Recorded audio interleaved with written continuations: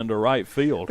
Well, they rushed the throw a little bit. I think if he would have just calmly got over and threw the ball to first, would have had him. But it is what it is, and hopefully the kid would be okay. I think he just got bumped there a little bit. Yeah, Spencer heading back toward the mound. I believe it should be fine as Coach Miller walking with him back out there. They might let him throw a warm-up here or something to make sure he's okay, but usually they do that. Tyler Anderson will come to the plate as the Cats have their first hit of the afternoon, and Lewis gets the second on the throwing error by the second baseman. We have a celebrity up here, Mr. Chandler Davis. He's a big fan of Bearcat Radio. That's right. I mean, who isn't, though, you know? You should be, shouldn't you, if you're a Bearcat? I didn't get your autograph. That's what you got to do. Got to get marks before you left. That's true. Yeah, you better get us before we're gone. I don't think I will be leaving anytime soon, as that one misses outside. 1-0 to Anderson. We got to get to football. That's up next, right? We got to win us a state title here, hopefully, and then get on to football and try to do the same. As this one misses low, 2-0. Now we could try to go for a 3 in a row. Good. Baseball get one here.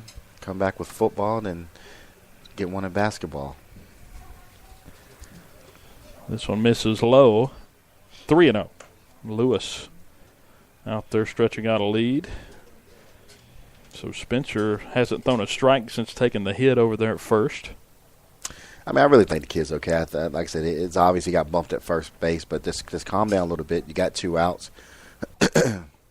Yeah, just down 1-0 as this one's right down the middle, 3-1. Again, Cats leading 1-0, 1 run in the inning. Bobby Medley got on by a pop-up that wasn't caught by Mounts over at second base. Then he stole second, got to third on a wild pitch, then scored on a sac fly by Zach Griffith. And so you look at that play right there. If the kid catches that, makes that play, they're out of the inning. This one hit off the bat into the netting over here beside the press box. 3-2, a full count now to Tyler Anderson. Anderson, another one of those guys for the Cats that's hit well this year. .292 batting average. He's appeared in all the games, all 20. It's a righty-righty matchup. This one, 3-2, popped up high on the infield.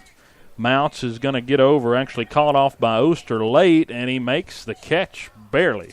Turned his glove upright, and he kind of bounced in on the second bounce off the end of his glove and into the basket.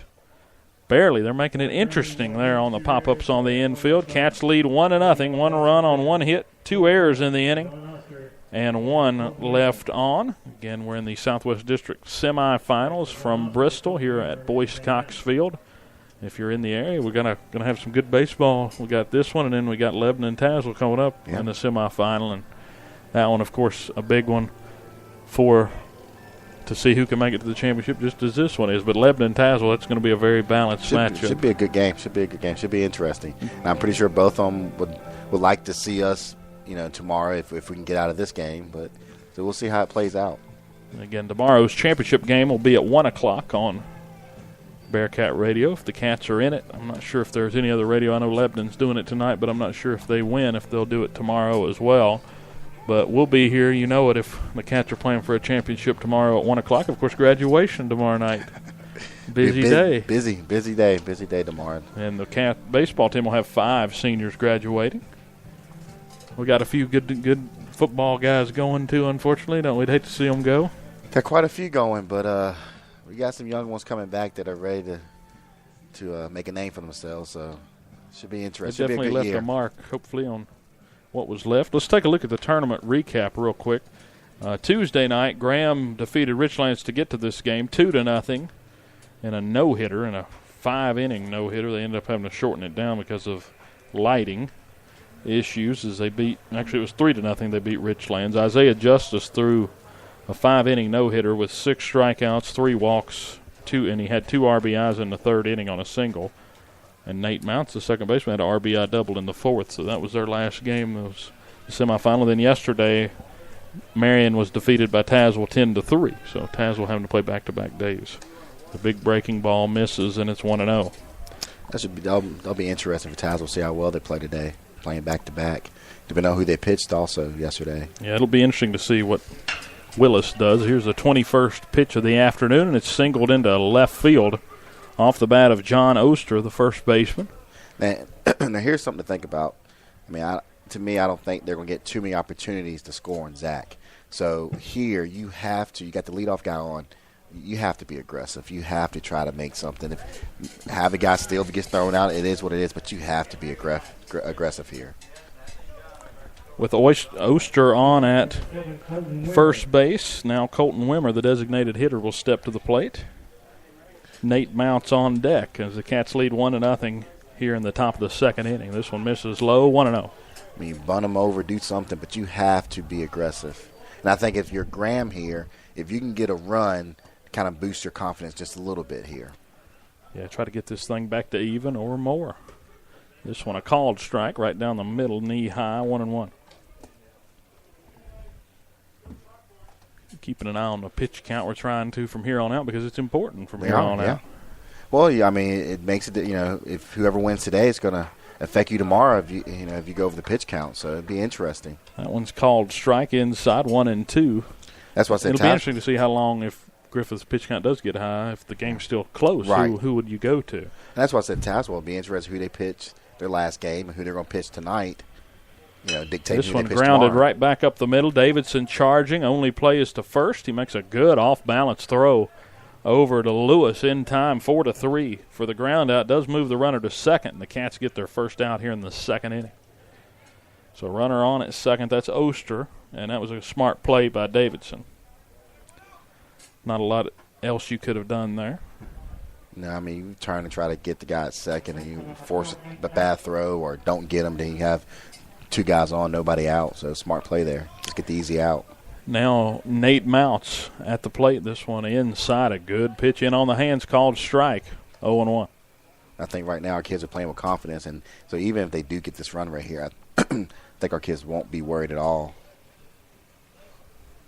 Griffith checks second as they're trying to work the runner. Now the pitch. This one a late swing on a fastball up and in, and it's 0-2.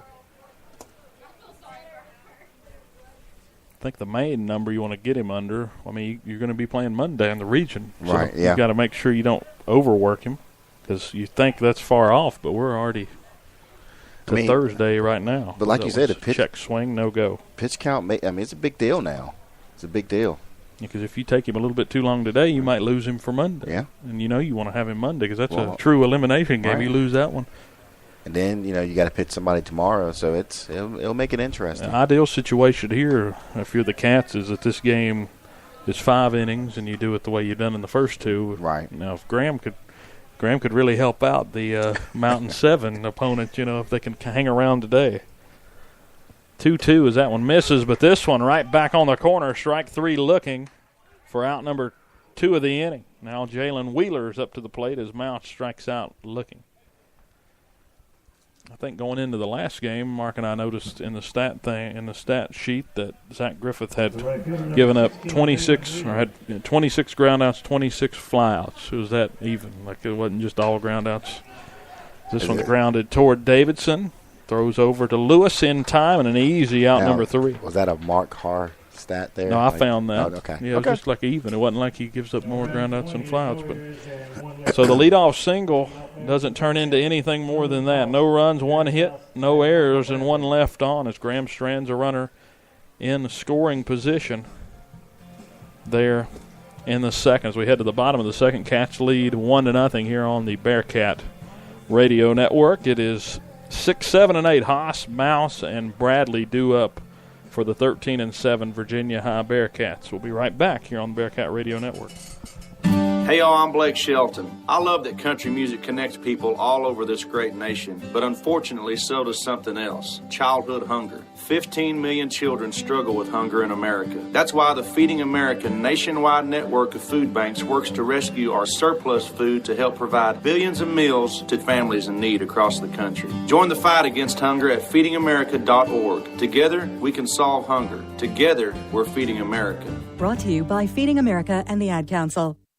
You're not wired to have a response to this sound. You're neutral to it, and you can hear it repeatedly without feeling anything. But when we introduce a new stimulus, Save the food. We've achieved pulling a natural or inborn response from you. Save the food. Because 40% of all food in the US never gets eaten. Save the food. Cook it, store it, share it. Just don't waste it. For tips and recipes, visit SaveTheFood.com. Brought to you by NRDC and the Ad Council. Follow Bearcat Radio on Twitter with the handle @VHS Bearcat Radio and on Facebook by searching Bearcat Radio for the upcoming broadcast schedule and shows on the flagship stream of Virginia High School Athletics. Welcome back to Bearcat Radio's exclusive coverage of the Southwest District Tournament semifinals from Boyce Cox Field on this Thursday evening in Bristol as Haas leads it off. This one's popped straight back and out of play. 0-1, Nolan wasting no time at the plate to foul that one back. But like you were saying earlier, if we can go ahead and get some runs and go ahead and get this game over in 5, be great win helps, for us. yeah. And then pitch count stays down. Get ready for tomorrow. Hopefully he can get through that game pretty quickly and get ready for the big time. Yeah. That's when the season's on the line. This is fun. Don't get me wrong, and this matters points-wise.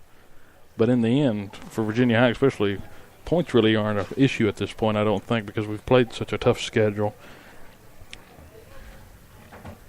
Yeah. Haas hitting 340 on the year, too, so he's put together good numbers. Now he's facing a 1-2 count against Spencer. Missed outside just off the plate, 2-2. So Coach Daniels kind of built this schedule, and I think that was one of the things coming in is that the Cats could have very well lost the regular season, like they almost did, had we lost that Tuesday against Lebanon. Yeah, I think we would have still been first in the region. That would have been the odd thing come next week. I think, for the most part, all sports this year have done a great job of scheduling. I mean, we've all scheduled some tough opponents to try to get some points in. It hasn't backfired, it doesn't seem. No. That one misses, 3-2. Gets you battle-tested for down the stretch and get you ready for the postseason. But how does that really – do you think it helps more in baseball or basketball, whereas maybe the games don't matter as much? You only get 10 games to work with regular season in football. Right. Would you rather have a easy sort of gimme, like a glorified scrimmage kind of game? I mean, not really, but you know what I mean? Well, I know. As a coach, you always you want wins, but I mean, you want tough opponents because when you look at a schedule, if you have 3-2s fouled off, he barely stayed alive. When you have an easy schedule, other people are going to say, well, you didn't play anybody, and no wins, and they're not really good wins, and once you get to the playoffs, you're going to be one and done because you didn't play anybody.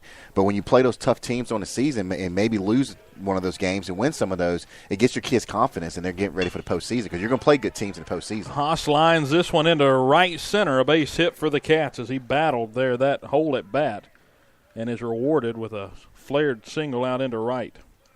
Second hit of the afternoon for the Bearcats, and the leadoff man's on here in the second inning.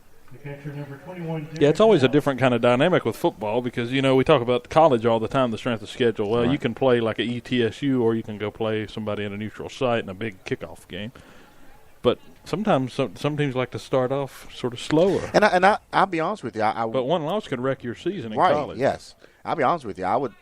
Football-wise, I would love to kind of ease into it, play some easy games up, at the front of the schedule. Just kind of you're getting kind of into it and get the kids, hitting a little bit and I guess game speed, and then about midway there when you think that you're good and you're ready to go, get some of those hard games in. Jared Mouse takes a first pitch for a strike as he's up to the plate. Runner at first, nobody out. This one just misses down and away, 1-1. So we see the same scenario here. Bearcats, we got our lead runner on again. So we'll see if Coach Daniels maybe try to be aggressive here, maybe send Nolan, bunt him over.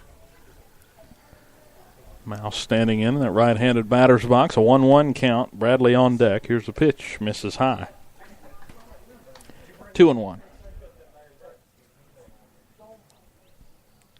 Mouse on the year hitting .356. I mean, this team, top to bottom, we're talking 6 or 7 spot here. Got some good averages. That's a quiet .356 too. That one misses up, 3-1. 3-1 if he gets on here. Yeah, you got 2 on, nobody out.